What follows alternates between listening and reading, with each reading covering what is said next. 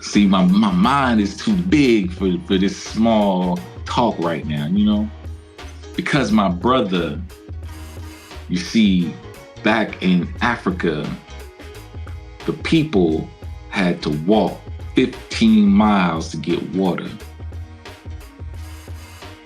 And they had to kill the lions with the spear to get meat.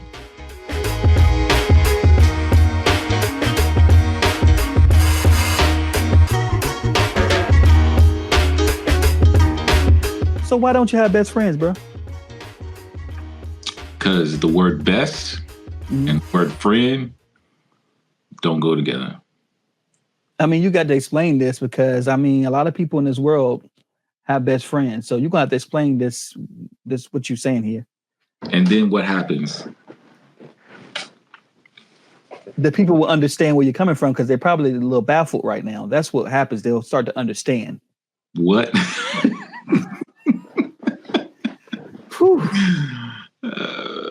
See, my mind is too big for this small talk right now, because my brother, you see, back in Africa, the people had to walk 15 miles to get water. And they had to kill the lions with the spear to get meat.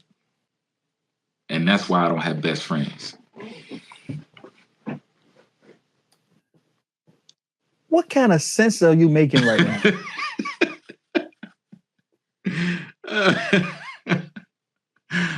Oh, see, man. We don't have the other brothers on the show today. It's just me and Q, and we just gonna have a chat. We're just gonna talk. And he's talking crazy though. That's the point. I want to know why don't you have best friends? Because we're your brothers and everything. That's cool or whatever. But why don't you specifically have best friends? You say you don't have best friends. And I said, why don't you have best friends? And you gave me some Africa story. I don't know what that's all about. So what now? Hopefully you cut all that other stuff out ahead of time. Oh, trust me, I'm gonna cut the other stuff out. We definitely got cut. Oh no, we ain't gonna do that. That's between me and you. Man, woo. But no, I'm joking. I have one. So not that I don't have best friends. I for whatever reason,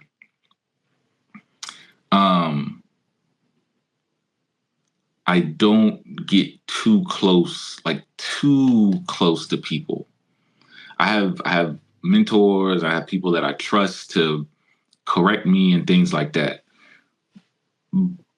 But I think maybe it's just been my experience throughout life when it comes to friends or best friends.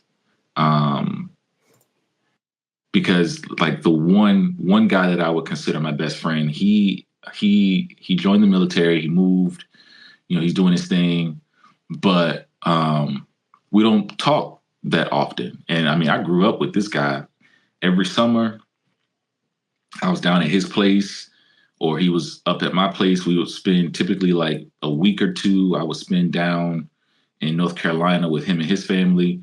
And then a week or two, he would spend up here in Virginia with me and my family. And like we worked out, like we played ball.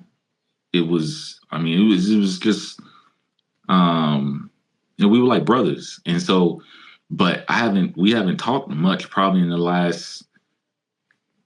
at least the last 10 to 12 years. See, I told you that was going to happen. 10 to 12 years. So maybe that has something to do with it. It was like, man, I grew up with this guy. Me and this guy, man, we did life together, all growing up, elementary, middle school, most of high school, and then we don't talk. And then the other guy I would consider to be my best friend. He and I talk now. We talk once a week or so, but he's moved down out of state as well, so we don't see each other that often. And me being married with kids and running a business and stuff like that, I can't travel as often. So, um, so yeah, I think it might just be my personal experiences that I've had with best friends or friends. Period. Well, you said something that really made me think about this friendship thing. You said that you don't really get too close to people. What is it about that? Did something happen? Was there some traumatic situation that happened to you when you're younger, or can you pinpoint that? Honestly, I can't, but I will say, I was thinking. It's funny you asked me that because I was thinking about this yesterday, and just thinking about things that have happened throughout life and things that may have shaped my personality and things like that. But um, the only things that come to my mind are losing my grandfather when I was maybe 10 or so, and me and that guy were tight. Like we were tight. Um, and I feel like me losing him played a part, and then me losing my older cousin. Um, I believe I was 16 and she was 20, if I'm not mistaken, 19 or 20. And we were tight. A lot of people thought that she was my older sister because of how tight we were. And so I feel like me losing those two play a part in that without me really realizing it until I sit down and I start thinking about it like that. How do you think it affected you though? Like, what has it done for you? Is it something like you love them so much and you feel like you're going to lose that person? I think it's more of not wanting to be disappointed in loss. So if I'm not that close to you, and I lose you, or I'm not that close to you and I don't talk to you or don't hear from you, it really don't affect me that much.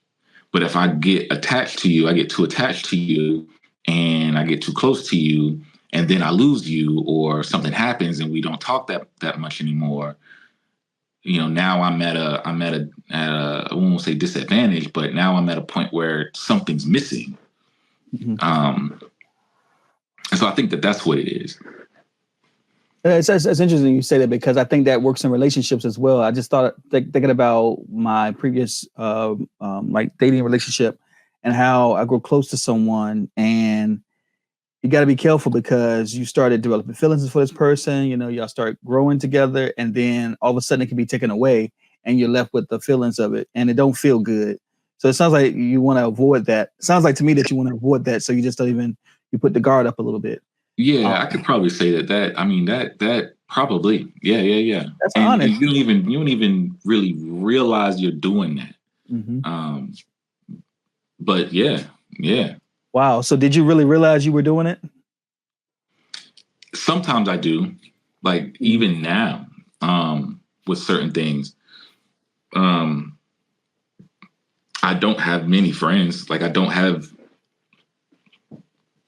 a lot of people I talk to. And I don't set out to make friends. If something happens organically, then, it happens, but I don't set out to try to form friendships and stuff like that. And not because I don't want to.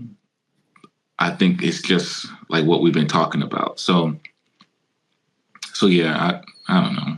How did we become friends?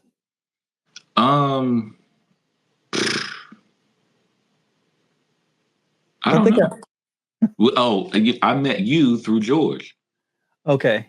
At work, because you and him were tight. Mm-hmm. And so he introduced me to you. Okay. And, we just vibed. And it was organic. It wasn't a fourth thing.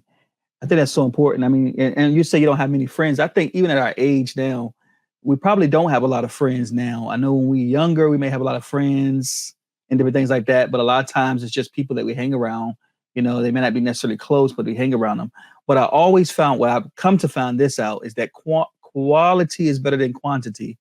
And so I too have a small amount of friends. Now I have some friends, one particular friend that think I have a lot of friends, but I actually do not. I have a lot of people that um, I have a lot of people that I have a lot of people that I actually talk to, and they can be considered friends or whatever, but I have associates friends, and then I have my close friends. And my close friends is a small circle of people I can count on my hand, and they truly, truly have my back. They truly, truly are my friends, and it's just better that way. You know, a lot of times, it's a lot of chaos with a lot of friendships. There's a lot of stuff that can go around, you know, and you just don't know. So for me, I prefer as well to have a small quantity of friends. However, I don't have a problem with making new friends or whatever, or people that I hang around with. But when it comes to my close friends, oh, it's solid and it's a small circle of friends. You know, it's important. I mean, even on this show, I consider you guys my small circle of friends. I just won't have anybody on my show, on this show rather. People that I know I vibe well with, people that I know that are been truly friends and that have good, and I know their lifestyle and how they are. I think it is important as well. I don't like you though, so I'm trying. It was God that helped me to choose you, Lord. Lord, thank you for just giving me the strength to do it, because I'm trying to walk in love, and it's hard, you know, sometimes. But it is what it is, you know. You see, people know you by your fruit. Yeah. And so I ain't got nothing to say. Because you ain't got no fruit. That's why. That's what. See, we always laugh and joke with each other. Most of my close friends, we always joking and playing around. That's just what it is. It wouldn't be right. It's something be wrong if I didn't say nothing smart. And trust me, he's been saying something smart since he got up here on this line. So don't listen to him, y'all. Don't listen to this. It isn't. But I think about the younger generation that we have today and what they may be dealing with, because social media was not a big part of our life growing up. When you came in as adults, we got this social media thing. I remember when Facebook came out, was I in college? It was called The Facebook at that time, and only college students could get on. Yeah.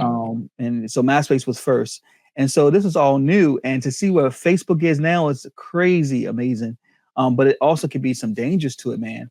And I think for younger people today, they have it a little bit worse than what we have it, because everything is, to me, for what I feel, social media can be so superficial. It can be so on the surface level. It can be so, let's be friends, but they're not really friends. There's no deepness to it. There's no growing in it. There's no relationship. It's just we're friends on Facebook or whatever. And it just gets nowhere.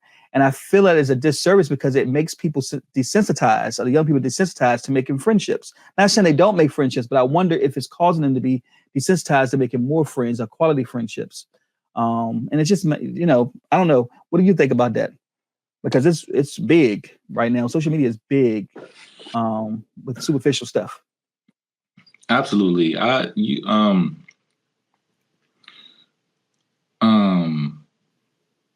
The thing about social media is that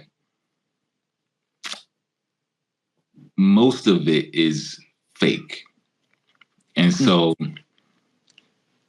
the friendships are fake. Let's just say Facebook, for example, I got 850 friends on Facebook. I don't know 850 people. So for me to say I've got 850 friends, I got 850 friends on Facebook, those are fake friendships. People don't care about me. Most of them don't even really know me. They know what they see on Facebook, what I show on Facebook. But you go through social media, be it for couples, for men, for women, you're able to show the world what you want them to see. And what you want people to see, 9.5 times out of 10 is not what it really is. Right. So you have all these things for, like we say, females, and what a mom looks like.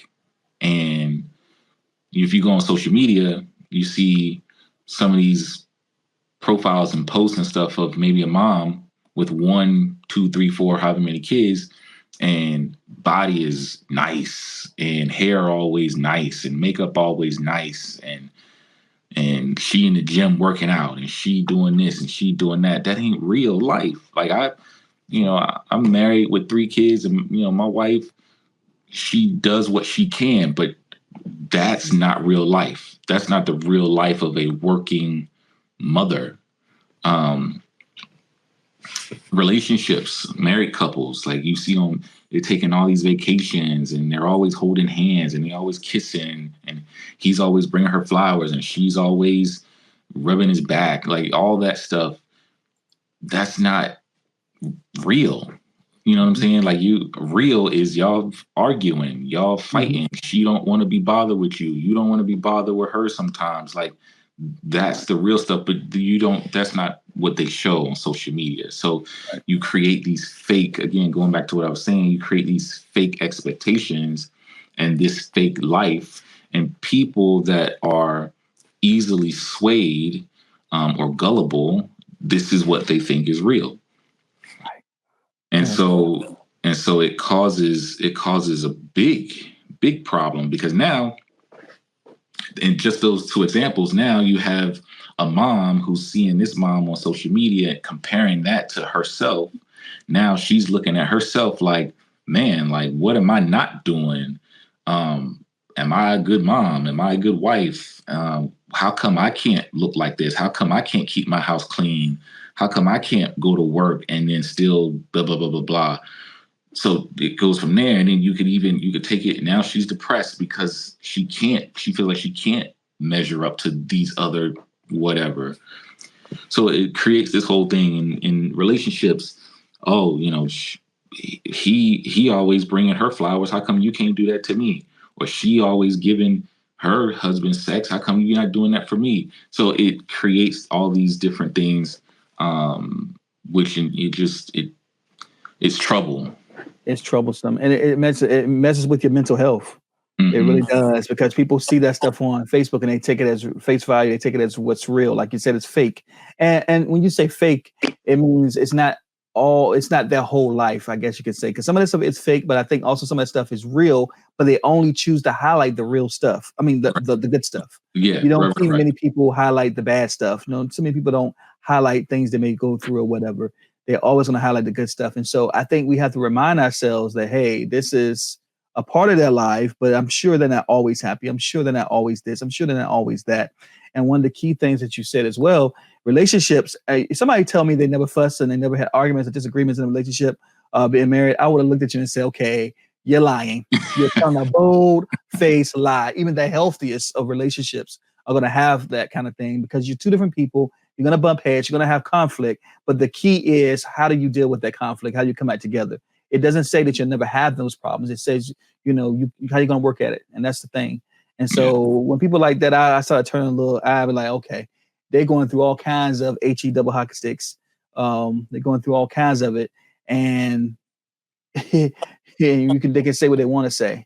So, So when it comes to these apps, though, like these, they have not only like, the younger generation is dealing with social media, but then they have these apps, these dating apps. Now, I don't know if we had dating. I think we had those phone. You can call a line or something to get a date or something. I don't know. I never used it back in the day.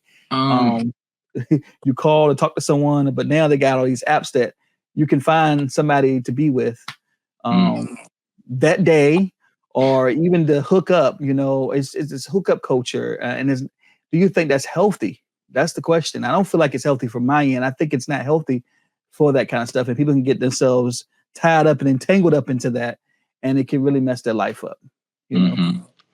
Yeah, I think it's definitely not healthy. There's one thing to what we should be doing. What we should be doing in life is dating with purpose.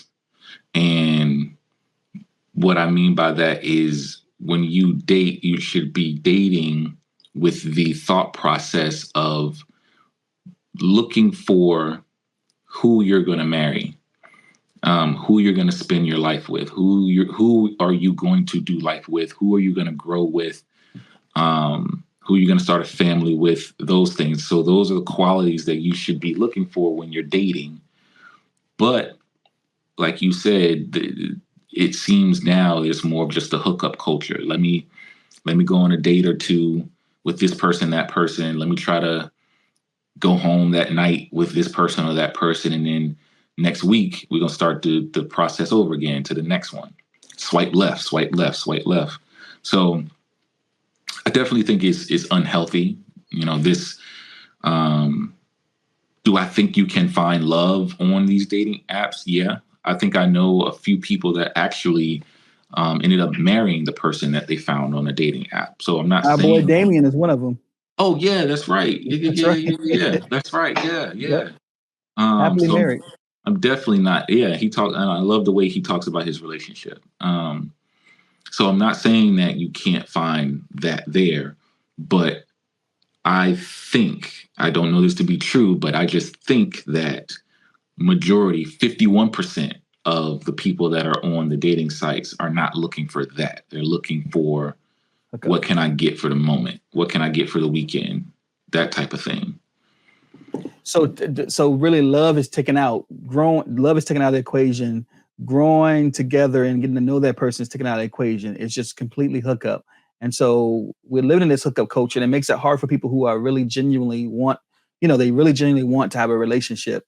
And it's kind of sad, but at the same time, I feel like it's so much pressure. I mean, we got stuff that we didn't have before. They have the social media, they have these dating apps, and then they have what we call Twitter. We know Twitter is not all kind. It ain't all rated G. Let's put it that way. It's really accessible to young people as well, and they're getting things that it was hard for us to get those kind of things, and so they are faced with a lot of pressure. So I'm not trying to put down the young people, not at all, or the younger generation. I'm trying to understand and understanding and trying to understand. I get that they have so many things that's coming against them, and so we got to protect them even more because it's making them grow up a little fast, and that's not good, Yeah, and that's part of the problem. They are growing up fast because they have access to all these things. For us, we didn't have it. We had, I mean, shucks, man. What did we have? That's what I'm saying. We you older than me, so even TV channels. We had 4 TV channels before they came out with cable. We had 4 TV channels or 5, something like that. Yeah. We didn't have internet. Wasn't until 97, 98, something like that. Mm-hmm. So we didn't have really the internet until we were in high school. So we didn't have access to this kind of stuff. I remember when it was AOL, the dial-up, you had to wait until somebody was off the phone line. Oh, yeah. And then you heard that, ding, what is that? Ding. And then you know if it's download or whatever. And they used to send these things in the mail. AOL, you can update it, AOL version 1, 11, 12, 13, like that. And so it was harder to get online. And it was a privilege. It felt good to get online, man. Yeah. Hell, it's nothing to just get online. But it was like, I remember Netscape, I think it was. I remember that. Yeah. Yeah. So we had all those things. So they laugh. I know my boys laugh at when I tell them we had the dial up, and then I tell them I had a VCR. They're like, "What is a VCR?" I still have a VCR. I'm looking at it right now, actually, and I have it plugged up too, because I have old shows that I used to tape. But those were the good days, I think. And now the kids look at us and like, "No, Daddy, that's old school stuff." But yeah, man, it's so crazy. It's so crazy to see that there's a page on Facebook. We're talking about social media.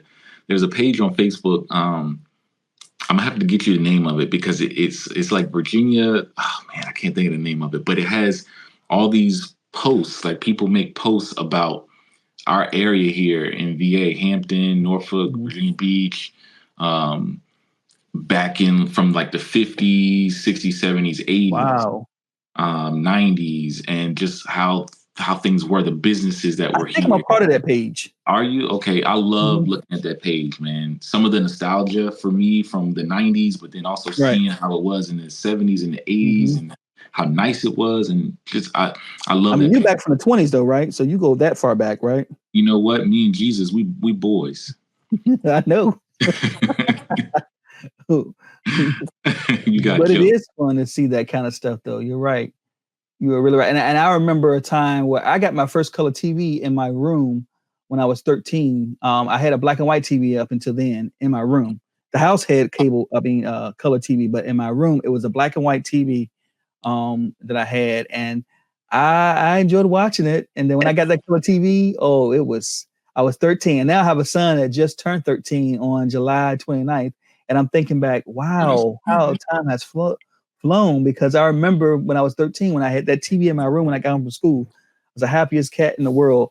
To be happy that I went from black and white to color is something. Yeah, That's how old we're aging. Kids will never know what a black and white TV is. That's another thing too, man. The kids are spoiled. They're spoiled because you think about what they have at their fingertips. They have cell phones. They have flat screen plasma TVs. They have Xboxes and PlayStation 12s or whatever number they own. They have iPads. Like they have all of these things that for us, it was a privilege. You had to earn a TV in your room. You had to earn a phone in your room, or even the ability to talk on the phone when somebody called. Like you had to do chores. You had to do good in school. You had to earn those things. Now they get them just because. So they don't appreciate anything. Yeah, most do get them just because, not mine. Well, let's be clear. I don't play that. They get stuff taken away, and they do have chores. When they come, daddy, because we have our schedule of visitation and things like that. But when they know when they come to daddy, they got some chores they got to do. Especially on a Saturday morning, they want to get up on these games like at 8 o'clock in the morning. Nope.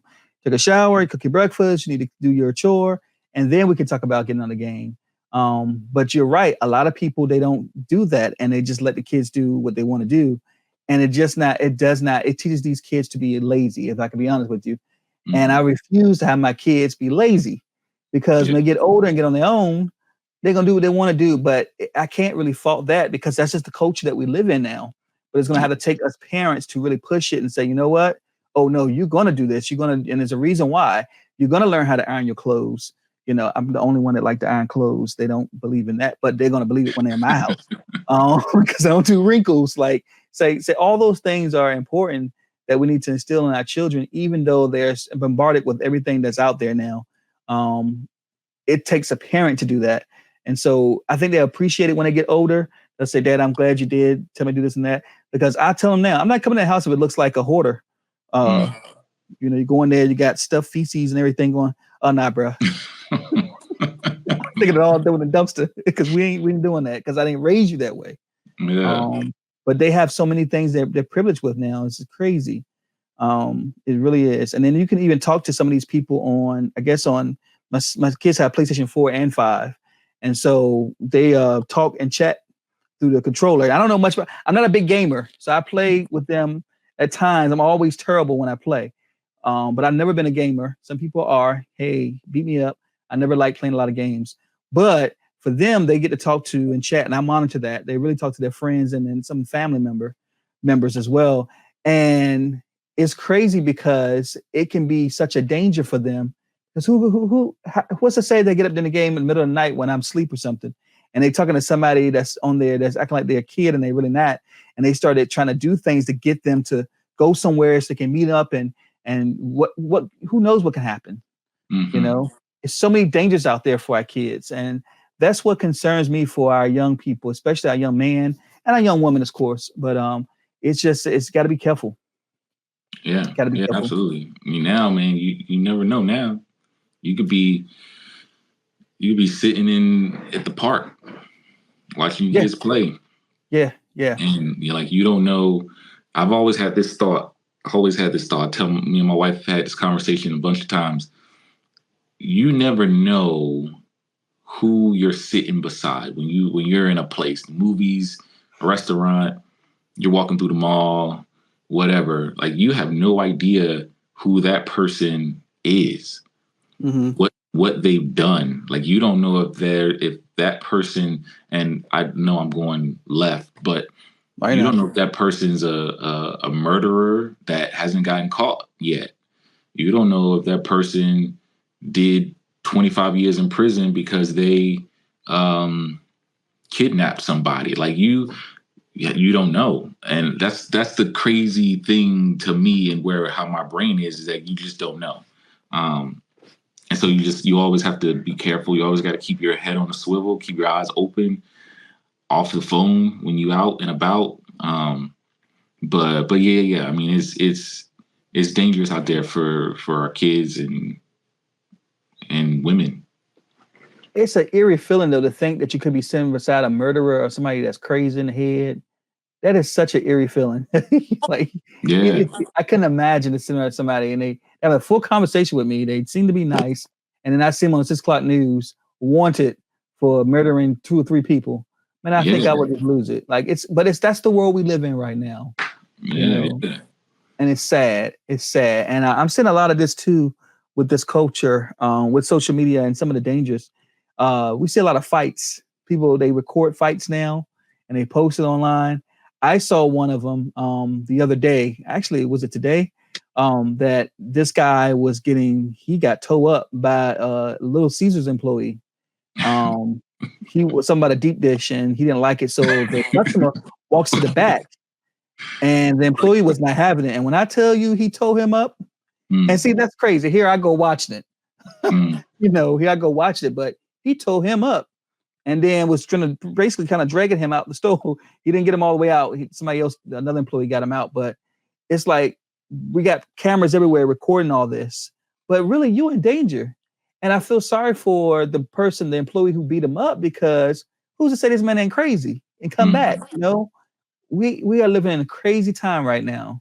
And so, but the kids are seeing this kind of stuff and they're posting it, resharing it, talking about it, doing all kinds of stuff. And then some people like to mimic it as well.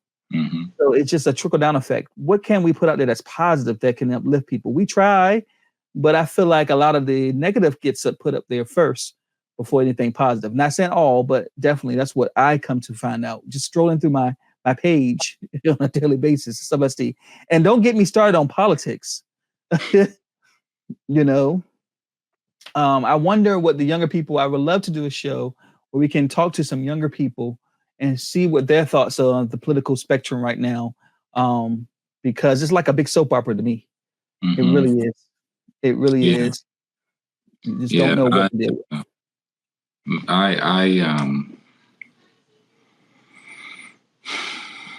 When it comes to politics, I mean, because politics is one of those things where, like I don't talk politics typically, because my competition. We leave for Eric the politics.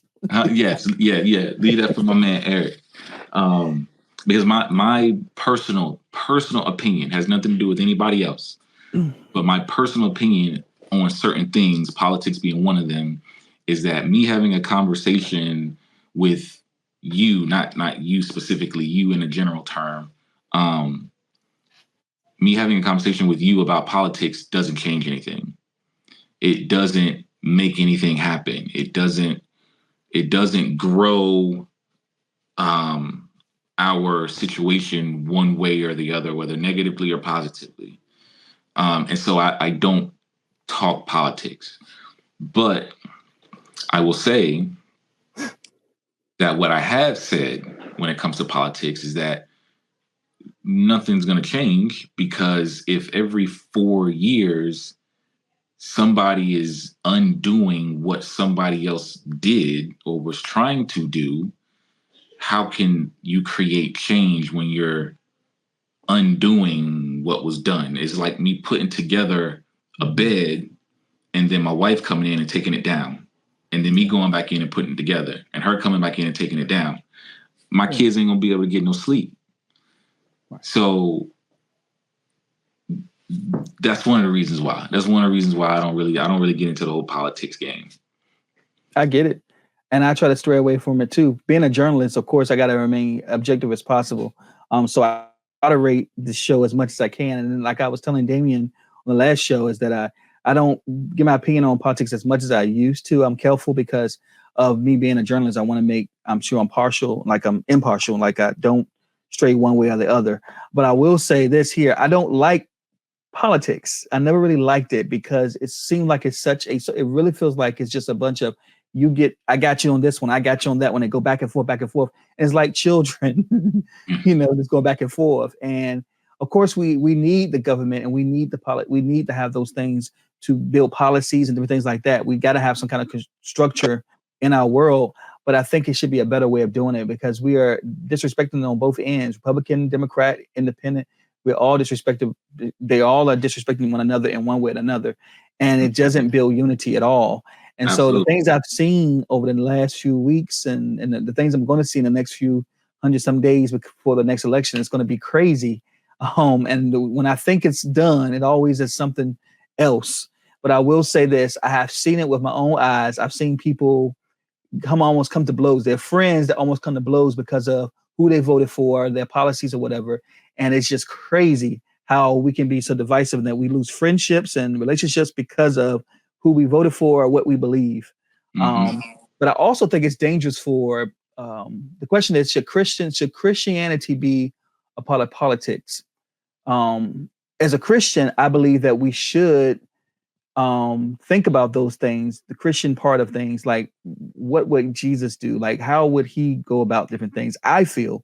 But at the same time, I think we shouldn't, some of these Christian artists and actors and Christian singers and rappers and all that stuff, I don't think they should be posting one way or the other when it comes to politics. I think they should let that go because it can sway people in the wrong direction and it can cause divisiveness, which I've seen. I've seen some posts of some things of just blatantly saying this person is corrupt, But what does it say? Both of them are not corrupt that are running right now. You know, what does it say that? You can't say one way or the other, but you have a big following and people are going to follow that. But also people are going to dismiss you too. So it's just like, why? Just leave it alone. Just leave it alone. Pray about it and vote for who you vote for. But don't get on these battles that we have in this world because all of it's creating this divisiveness. And like we said, our younger generation, they see this because they have more than we had. They got social media, and social media is going to expose that quicker than anything. Quicker. I mean, with the instant, you can put some out there, and also they can put out misinformation. And so we got to be careful with that as well. So that's what it is, man. So in a nutshell, just pretty much, you know, when it comes to friendships, we got to be careful that we're not getting surface level friendships because of the world today, which is social media, dating apps, and just all the stuff that we can go to that can give us what we need. It feels like like a phone, like it's almost like a fake fulfillment. Instead of going out for genuine relationships, we use this fake fulfillment and we get tired of that fake fulfillment. So we go back and do it again. So it's like a cycle. You keep going back to it. And that's why you end up with all these friends and you never really have no authenticness with it. But we have to get back to a point of creating authentic relationships and friendships because God made it so we can have those things. And it's good to have this social media, but it's bad to do too much and go overboard. And I just think that's what it is in a nutshell. Any last words you want to say? No, man, I would agree, man. Too much of anything is a bad thing. And, you know, social media, it was created for whatever the reason was it was created. And there are definitely some positives to it, but there are definitely some negatives to it. And we just have to be careful. And for people like you and me that are parents, that are Christian, and that believe in certain standards and certain things, we have to do what we can to do what we can in order to protect the generation coming up under us. Yeah. One of the things that I noticed, real quick, I'll say this to add on to something you said a little bit ago, when it comes to like social media and being able to have relationships. What I notice when I go into different places to purchase things or I'm walking through different places is they don't even know how to have eye contact now because they don't have to. They're doing all their relationships through social media. So they don't know how to even have eye contact to have a conversation. They don't know how to have a conversation with somebody in person. So it definitely, social media is taking away the human aspect of life. And so we have to do what we can to not let that happen as much as we can. And it's crazy how it's supposed to be bringing people together, which it kind of does, but it's also pulling them apart, which it kind of does. So it's crazy. You know, it is absolutely crazy because it feels good to be able to connect to somebody all over the world. But where's the humanness about it? Are we going outside of our very neighborhoods and connect with people? Right. Right. So, like I'm over here talking to so and so over in whatever country, but I won't even walk out the door and say, hey, when I see my neighbor outside taking out the trash. You know what I'm saying? So you ain't gonna make eye contact with them. We ain't doing that. Definitely not. Right. So like, hey. Yeah, those things is crazy. It's crazy. And so what is too much too when it comes to social media? What some people I feel like share too much. I back a little bit on, like, I don't post my kids as much as I used to. Just out of I just don't feel I need to when I have some kind of privacy. So every now and again, like, I'll be posting, of course I posted for my son's birthdays or whatever, but I do stuff here and now and again, but I'm also careful not to put too much out there of my business. Because some people put all the business out there. Be like, what? Yes, sir. Stuff that nobody need to know. No. So I think that has something to do with them needing attention. That's what I was getting at.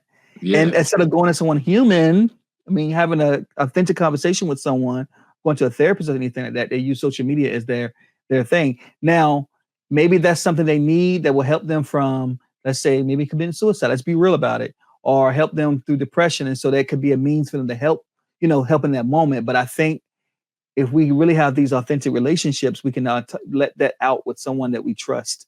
Because if the social media don't care nothing about you, they'll take it and do everything with it, make it worse. Absolutely. Yep. So I've learned that it's okay to be transparent to a fault, to a point, but leave some things for others. Like people that are close in your life, they should know more about your life. Everybody should know everything about you.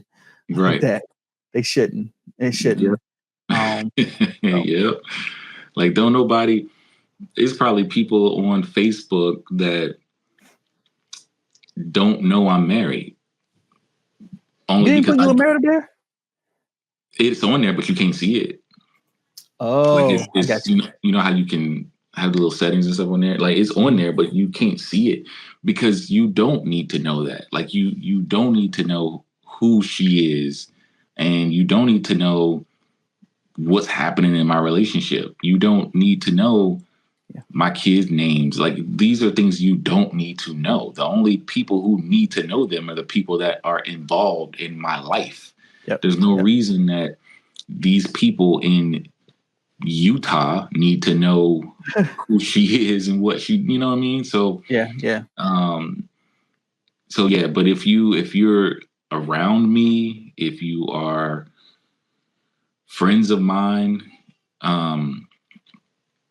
if you have any type of connection, like real in-person connection to me, then you know her. You know my kids, you see her, you see them.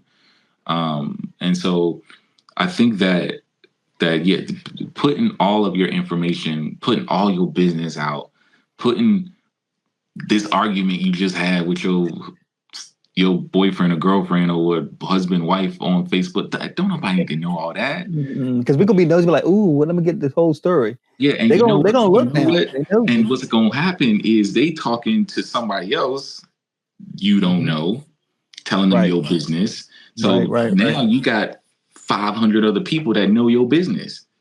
So no, it's not worth it. Not at all.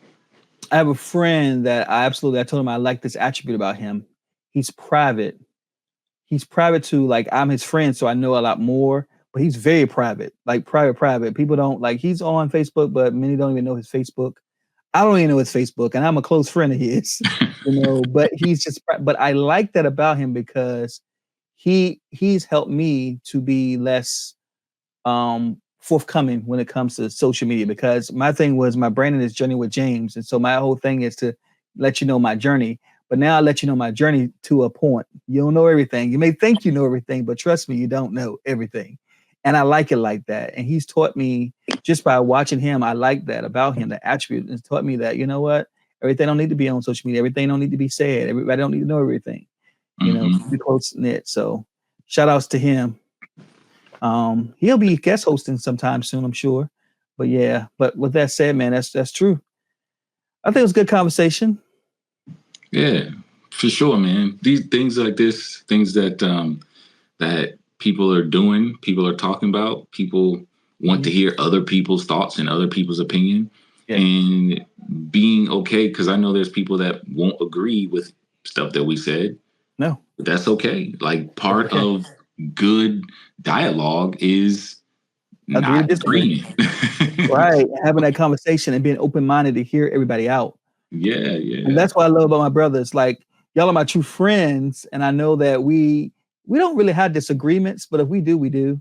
I don't think we'll cut each other off or anything like that. But well, I know when me and Eric, I'm closest to him. Like, he's my best friend for over 20-some years. We always go back and forth at times. It ain't nothing real serious, but he has my best interest at heart, and he knows I'm talking about you. He get on my nerves, I get on his nerves. But at the end of the day, that is my boy. Everybody I talk about him or anything, I wring his neck, I wring your neck. And he'll have my back as well. But it's good, healthy dialogue, because we agree to disagree as well. But we have good, healthy dialogue. And I like that with all of us. And it'll be good to hear their opinions, Eric's and Damien's, or their opinions of what we talked about tonight. And maybe we'll do that, because the next time we'll be on is in September. This is August edition, but in September we'll be back on, and we're gonna have everybody here. I'll make sure the memo goes out earlier. Yeah, some scheduling conflicts, but everybody, people are taking vacations and a lot of things. Even a lot of the guest hosts are doing some vacations, and it happens. And one thing about this show, we want to foster having time with your family, having time for yourself, and things like that. And that's the whole premise of. Sometimes you may see one guy, sometimes you may not, but at the end of the day, we all come together. And we all have a healthy dialogue, healthy conversation where we ain't trying to wring each other neck. We agree to disagree, but we can actually be open-minded and say, I never thought about it like that. I've done that sometime. When somebody says something, I'm like, ooh, I didn't like that. But now that you say that makes me think. And that's what it's supposed to be. That's what it's called, healthy dialogue. Absolutely. That's exactly what it's supposed to be. It's exactly supposed to be. So, yeah. So we're going to go ahead and end this edition of Locked In. You're locked into social media. I'm sure you are. But we're locked into the dangers of social media when it deals with younger people specifically, and what the things they had to deal with. And what are some things that you have to deal with? You may be older than us. We're considered millennials, right? We're millennials. You're just ancient. You're ancient. But with that said, and you're younger than me. Look at me. But what do you guys think about that? Let us know your thoughts on it. I would love to have a segment where we can air some viewer comments and questions and have some feedback on that as well. So I guess that's it, man. Yeah, man. That's it. Join us on the next edition of Locked In, the show where we talk about real topics. And we want to know, what do you want us to talk about? Hey, let us know in the comments below, because we definitely want to do that. All right. Take care. All right.